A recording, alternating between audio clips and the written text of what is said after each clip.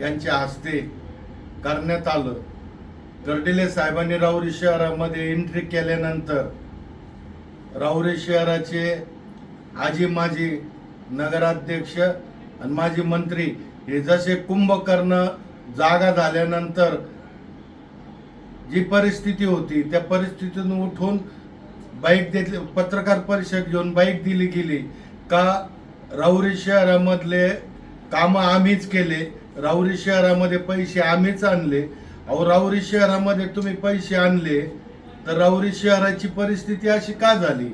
राहुरी शहरामध्ये एक रस्ता राहुरी शहरातला का चांगला नाही, तो नगर मनमाड हायवे पासून नवे पेठ शनी मंदिरापर्यंत असो, शनी मंदिरापासून शिवाजी चौक असो, शिवाजी चौकापासून परत शुक्लेश्वर चौक ते नगर मनमाड हा रस्त्याचं डांबर का वाहून गेलं?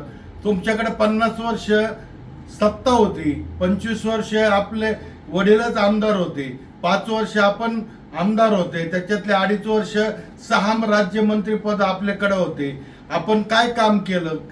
स्मार्ट सिटी म्हणून तुम्ही घोषित केली राहुरी शहरासाठी आम्ही स्मार्ट सिटी करणार, मग 5 वर्षात स्मार्ट सिटी का झाली नाही? सगळ्या रस्त्याचं डांबर वाहून गेलं, याला स्मार्ट सिटी म्हणतात का? हे पण जनतेला माहिती ना, याच्यावर का उत्तर देत नाही? रस्त्याला खड्डे पडलेच का?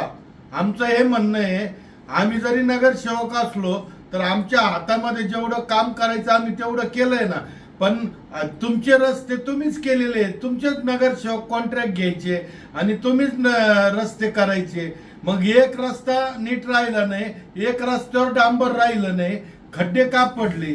आणि स्मार्ट सिटी कोणत्या दृष्टीने आपण बोलतात, कोणत्या दृष्टीने स्मार्ट सिटी करणार होते ते तरी आम्हाला सांगा। राहुरी शहरासाठी जे माननीय नामदार राधाकृष्ण विखे पाटील आणि माननीय आमदार कर्डिले साहेब आणि माजी खासदार सुजय विखे यांच्याकडून प्रयत्न करून यांनी आम्हाला प्रयत्न करून जे 150 कोटी रुपये आणून दिले, त्या पैशातून आम्ही कामं केलेत।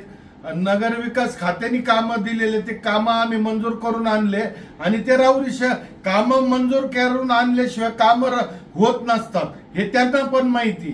राहुरी शहरामधले कामं कोणते कोणते चांगले झाले, कोणते वाईट झाले हे जनतेला माहिती ना। काँक्रिटीकरणाचे कामं कोणी केले? आता 56 लाखाचा जो रस्ता केला ब्लड बँक ते कोरडे हॉस्पिटल, हे नामदार साहेब राधाकृष्ण विखे पाटलांच्या